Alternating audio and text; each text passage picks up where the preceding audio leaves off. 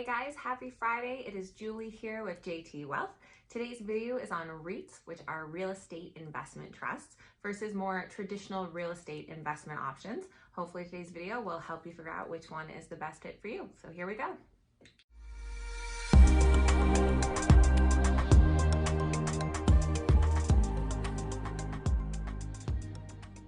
So to start off, I just want to thank one of our subscribers for the idea for this video. This came from Teacher Veteran. We loved the idea, so hopefully this video answers your question and is what you were looking for. If you are new here, please hit that subscribe button and hit that like button and keep the comments coming. We obviously love to hear them. Everyone knows what real estate is and what the traditional direct real estate investing is, where you can purchase a property and then begin to lease it out to a tenant and collect that rent every month. It is likely that each of you, including myself, has rented an apartment, a condo, a townhouse, or a full home at some point in the past. So you know that that monthly rent you're paying is in essence paying somebody else's mortgage. On the flip side, if you're the one who has bought that property, your tenant is paying your mortgage for you. This can be an amazing investment with a lot of benefits, but also comes with some risks, and we will get into those later. But what about a REIT? If you've never heard of this, this is a real estate investment trust. What this does is allows you as an individual to invest in real estate without having to manage or own a physical property. A REIT is an investment vehicle for real estate. Similar to a mutual fund, it allows both small and large investors to gain access to real estate investments. This means that there is no initial high cost of entry, like that standard 20% down payment you would need for an investor mortgage. You just go find these REITs on the stock exchange and purchase shares that you would just like Tesla. All REITs also pay dividends as well and provide some growth income by the way of price increases. Right now, there's about 87 million Americans investing in REITs in their 401k or some type of an other investment fund. Unlike direct real estate investing, in a REIT, you, the shareholder, do not get much of a tax break. This is because the REIT is required to pay out at least 90% of its taxable income as dividends, thus placing you, the shareholder, in charge of paying the income tax on those dividends instead of the trust. Okay, so now let's look at each option a little more in depth. Quick wine break. Please like and subscribe, and let's get into it.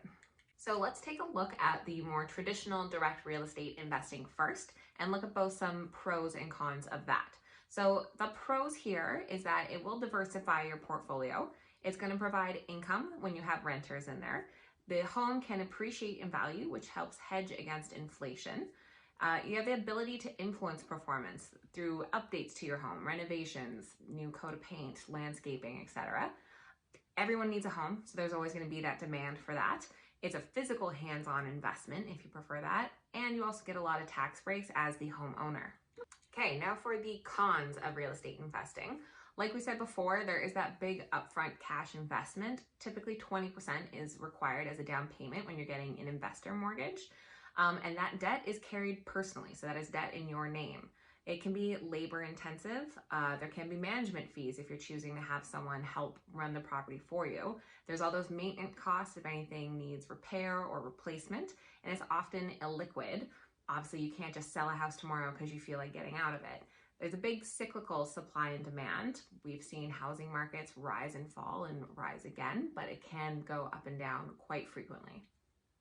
I personally have one investment property. I kind of became an accidental landlord years ago. I bought a home for my own personal living and ended up being transferred out of the area sooner than expected. So it made more sense to keep it as an investment property rather than sell it and incur all those fees. I have been lucky in a sense that I have not had tenants trash my home, but I've certainly met other people with that story. But it is definitely a lot of work. It's finding those right tenants. It's making the updates to the home. It's paying for those costs in those months in between tenants when you are making those updates. So it definitely is a big hands-on project, which can be really good, I think, if you're doing it long-term especially. But, you know, be wary and just be aware of what you're getting yourself into. Now let's compare the pros and cons of investing in REITs. The pros of a REIT is that you definitely have a low cost of entry. You're not having to purchase one entire home. You get that dividend income. It is easily liquidated if tomorrow you decide you don't want to be in real estate and you get out of there. It's low risk. You are very well diversified in your portfolio because you have different types of real estate all within one fund. You get that professional management from the trust fund manager, and you have an access to a variety of real estate sectors all in one place. Now, just for the record, when we are talking about REITs in this video, we are referring to equity REITs only. There are things that are called mortgage REITs or MREITs, which is where the company takes out debt to purchase someone else's debt. I'm looking at you, 2008 market crash, and I personally avoid these.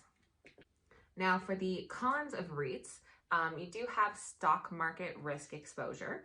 There's often slower growth than other funds just because of the nature of them, and these companies do take on a lot of debt. A big one is that the majority of the dividends you receive are going to be taxed as ordinary income as well. Okay, so to take all this and summarize, both of these passive income options can be very lucrative, but only you know which is best suited for your current financial situation. So you need to do your research, choose one or both within the parameters of your risk profile and budget, and realistically how much work you want to do and how involved you want to be. I hope this video has helped explain the difference between REITs and the traditional direct real estate investing, kind of the pros and cons that both have.